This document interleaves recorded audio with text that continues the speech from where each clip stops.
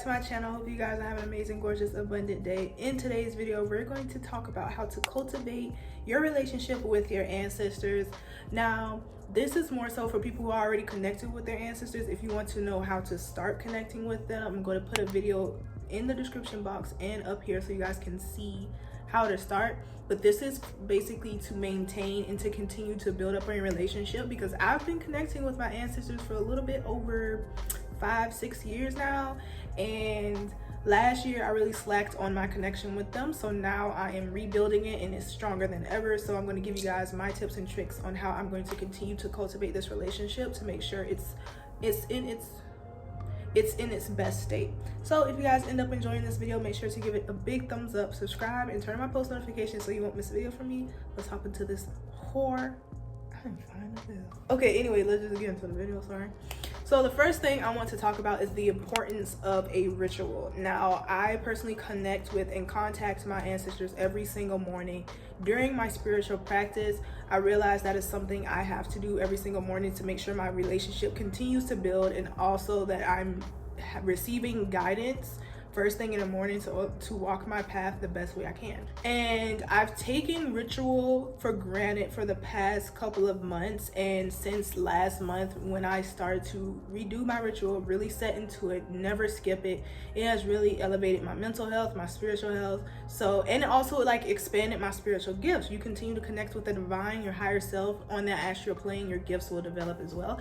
So I highly recommend that you create a ritual surrounding connecting with your ancestors. For me, that looks like connecting with them every single morning before I start working, before I start the day off on a right note, because then that just set a beautiful tone for the day. And then I also recommend you probably like speak with them, like actually go see them on certain days, which I'm going to get into later on in this video. And I also got a video on how to actually contact and meet, not really physically, unless you can see. It's like you're a seer and you can see ghosts and stuff, and you can see spirits. Other than that, but still meet them. The next thing that I am doing to continue to cultivate my relationship with my ancestors is honoring the commitments that I said I was going to do, or honoring my commitments with them. Now, what this means is basically, you say you're going to do something for your ancestors, right? I'm going to give an example. Say you're going to change their offerings every 3 days, or they tell you to change something, or they tell you to do something and you don't do it. You slack on it. And when you slack on it, you don't give them a reason, you don't apologize, you don't say, hey, I'm sorry for not holding up my end, I'm going to do it at this time. Or you don't even give them a heads up like, okay, I can't do my offerings today, can we do this another time? Like building a relationship, being like respectful towards them. If you don't do that, it's just showing them that you don't really respect them as who they are, and them like connecting with you, and that's just a bad feeling all around, and it's going to make them try to do even less for you. So make sure you honor your commitments with them, especially when you're manifesting and asking for things and becoming the person that you want to be. If you say you're going to, eat healthier in order to maintain a certain lifestyle, to bring in money, to, feel happy and healthy, and you don't commit to that, they cannot help you, because you said you wanted to do that, right? You set a commitment for yourself, you set an intention for yourself, and you have to uphold your end of the deal so they can uphold theirs. They're going to do all they can, of course, but it's going to become even faster, especially specifically to your manifestations. They will come even quicker to you if you honor your commitments with them and don't like slack off and make them do all the work when you can yourself can put it in there. That's why it's called co-creating with your ancestors, co-creating with your guides. It's not you just doing it all by yourself. It's not them just doing it all by yourself. It's 50-50, and it comes together to create something beautiful. So the next thing is offerings and their importance. So offerings are really essential when you're connecting with your ancestors, especially when you're trying to, ask something from them. Now, when you're first starting out, and if you're in a household who don't really support that, there are numerous ways you can go around that. There are ways you can do that. So like, say if you're going out to a restaurant, you could set a plate aside for them, give them some meals, tell them that this is their offering for this certain amount of time, and then put it away. If you can't do it at home, you can make a makeshift altar, like a temporary altar. Back when I was in the household where I couldn't freely practice my craft, my spirituality, I used to literally eat breakfast, and I would make their breakfast on the side of mine and then set out a separate place for them and just let it be for them, and then I'll eat and nobody really like pay attention to it. It was very easy for me to do that, because I started to ask for more things. I started to connect with them more deeply. So they was like, okay, it's time for offerings now.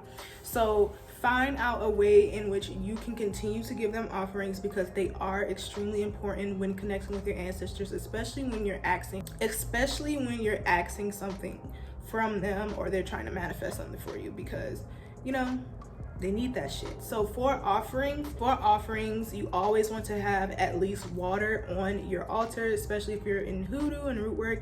Normally they have 9 glasses of water on their altar, but now I have this big ass bowl, or just a bowl, and I just fill it up to the top and put it on their altar and change it out every 3 days. For me, it used to be once a week, but now I can just keep doing it every 3 days because I have that privilege too.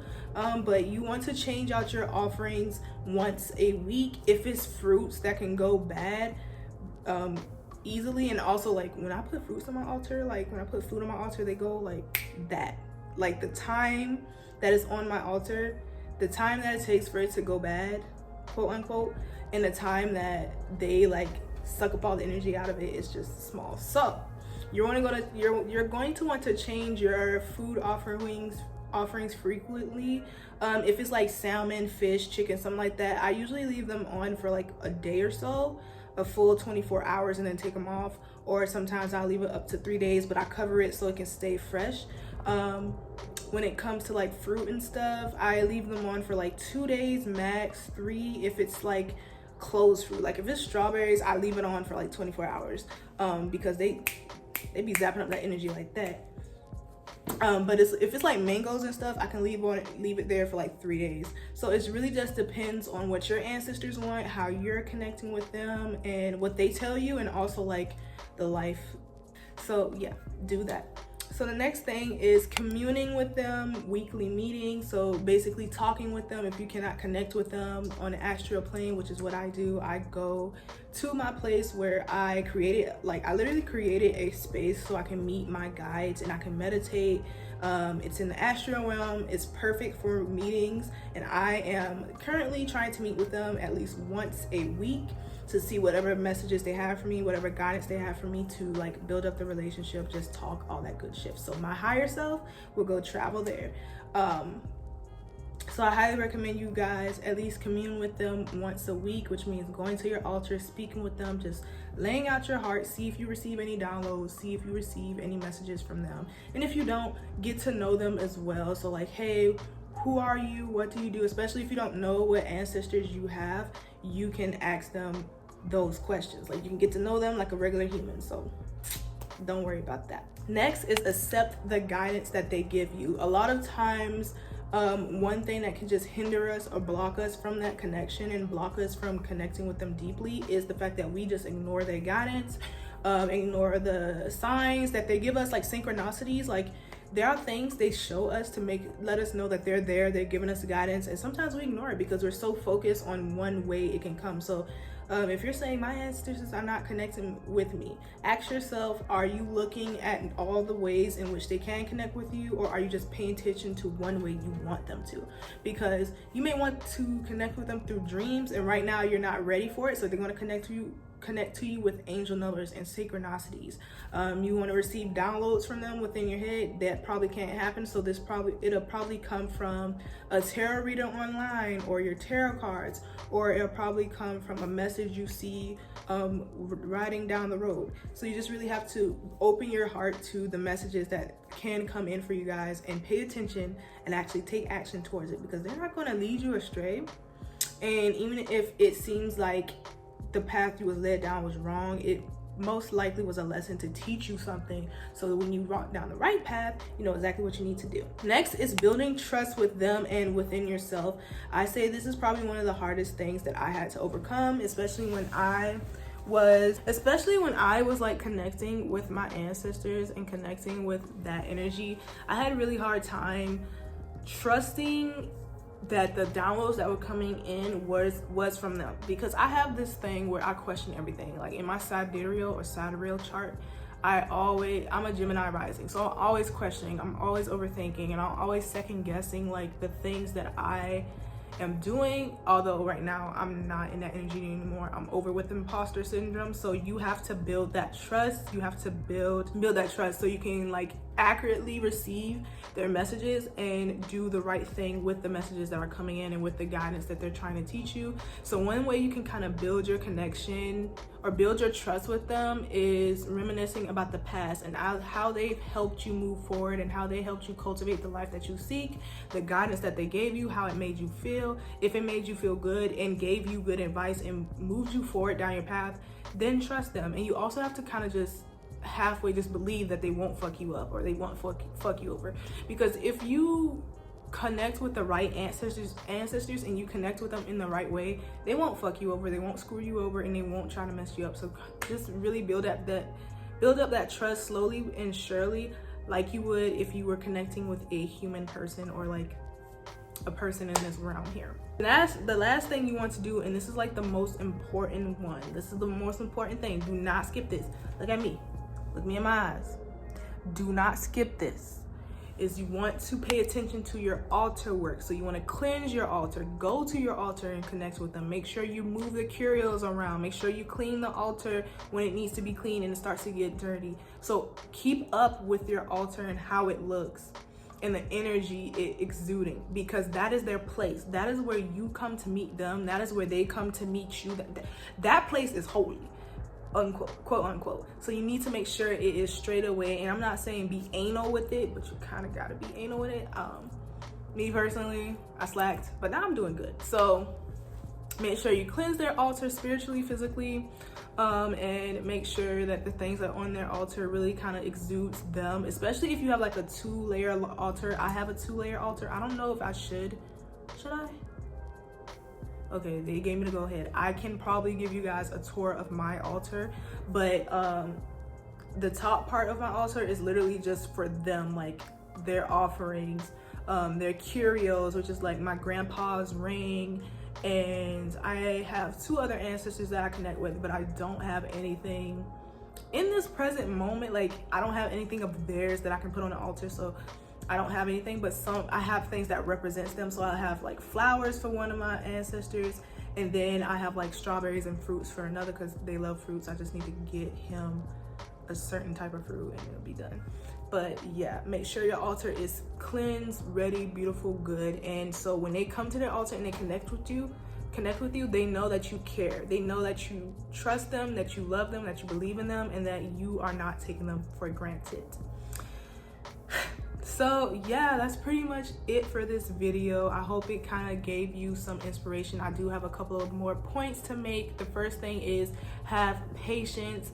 It is a journey. I've been on this journey for 6+ years, and within that time, I did not rush connecting with my ancestors because, one, I was scared. I love the occult, but when they contacted me physically, I said, yeah, let's put the brakes, let's put the pedals, let's take it real slow. So take time with it. Stop trying to rush it, because they can feel that rushing, and that's not going to make them come any faster. Because listen, they don't live on a plane where time, they live on a plane where time doesn't exist, okay? So whenever you want shit, it don't matter. They're going to give it to you when you need it and when they're ready for it to come to you. So pay attention to that, and have patience in them, and trust that they will connect with you and contact you in numerous ways and on time. Allow yourself to grow with them. Allow yourself to build that relationship so it can blossom into a beautiful flower. Plant that seed so it can grow.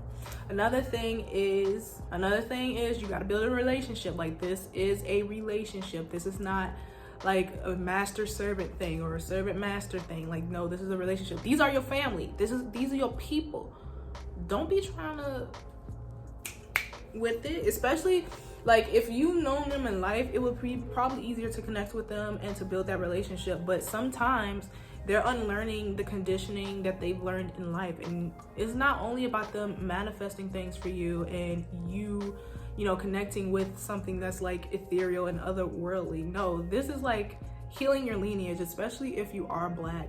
And especially if the ancestors that you're connecting with weren't the best people in life, or like, you know, make mistakes, like human shit, like they were humans, you're gonna help them heal. You're gonna help them see that what happened to them was probably not right, or the things that they did wasn't right, and they're gonna feel good about themselves. So that's why you gotta keep up with the altar, because it's very easy for them to be influenced if their altar state is not as good as it should be. So you have to remember that not only are you connecting with them and building a relationship and they have guidance to give you, but you're also healing them, making sure they're reaching their highest point as well, because at one time they were humans and now they're spirits, and you know spirits can linger on to some human shit. So get it together, okay?